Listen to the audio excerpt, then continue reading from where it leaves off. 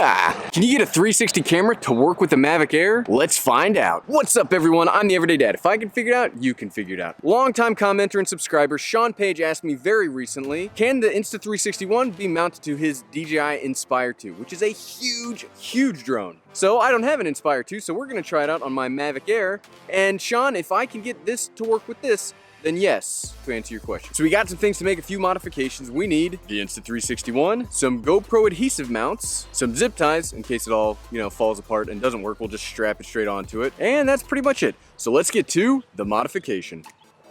Longtime viewers will know what happened to me last time I strapped a camera to one of my drones. So hopefully we can avoid cutting our arms again. The only place it really looks like we'll be able to do this is if we strap it to the battery itself, because it's more of like a centrally located spot on the drone. Okay, there we go. Let's get one of, did we not bring the cheap ones? Oh, we did not bring the cheap mounts. Okay, so a nice mount's gonna get mounted. All right, step one completed.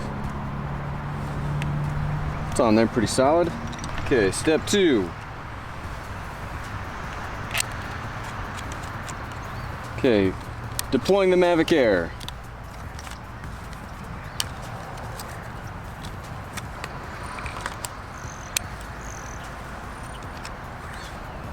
Okay, so it physically fits, but will it actually take some footage? And will that footage be worth anything? These are some very important questions. So what I think we're gonna have to do is we're gonna have it do like a hand takeoff, because obviously this is not gonna sit on the ground. So let's see how it goes. I'm kind of excited to see this, because I think a 360 bird's eye view of the world would be pretty awesome, especially when it's on such a tiny little drone. But as we found when we strapped the GoPro Hero 6 to the Spark, that was just a little too much weight for the Spark to handle, so let's get to it. I'm nervous but excited at the same time. Okay, here we go.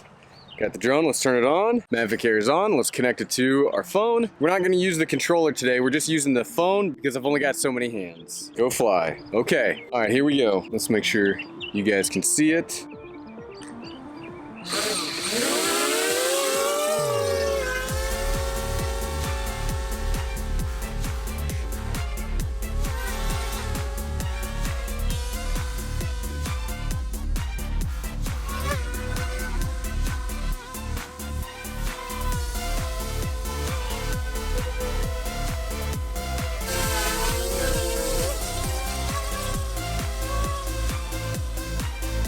Okay, so first test just to see if it could fly successful. So let's see if we can actually get some footage out of this thing. So I would not recommend you trying this. We are altering the flight characteristics of the drone. This is not an official DJI thing for this.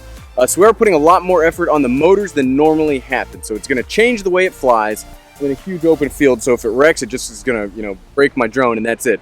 So I would not recommend you try this. So it's all recording, let's do it. I'm nervous / excited. I'm nerve-sighted about this.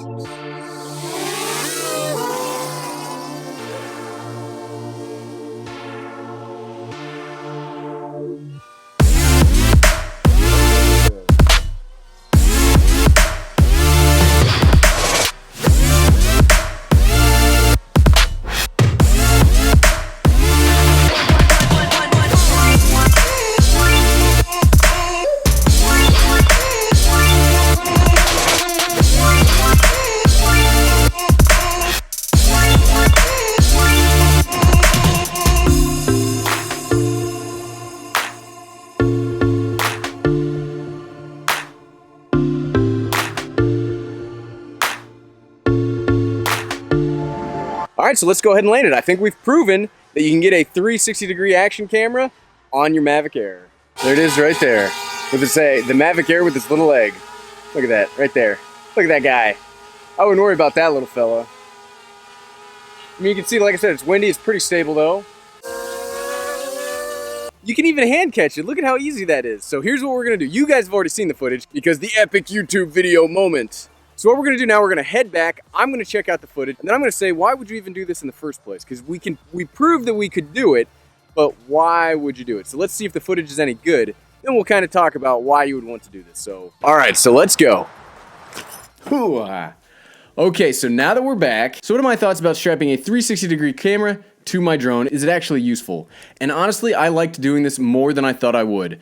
I thought we'd get maybe some tiny planets. I'm not a big fan of 360 cameras. What I like about 360 cameras nowadays is that you can take a 16:9 video out of the 360 degrees. That's what I like. And I really like that I can just fly in one direction and get whatever angle I like. It's just like using it as an action camera. But one of the problems that I have flying drones is I'm not the best gimbal operator, and flying and trying to get the shot at the same time, you know, that's harder for me. So I like just being able to fly in one direction or just hovering and then being able to decide afterwards what I want the video to look like. So I'm honestly impressed, and I will probably start doing this more and more often. I need to get like an official harness though.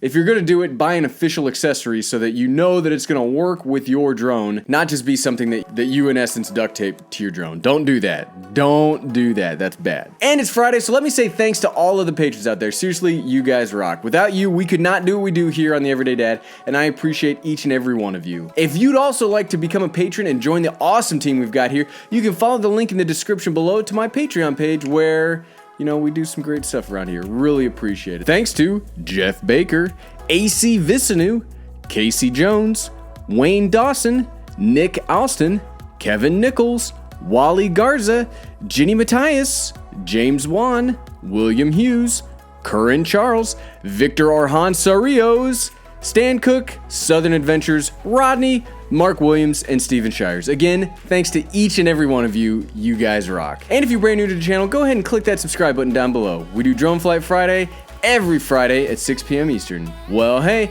I'm the Everyday Dad, and if I can figure out that it's actually pretty useful to have a 360-degree camera attached to your drone, if it's an official accessory, you can figure it out. Thanks for watching.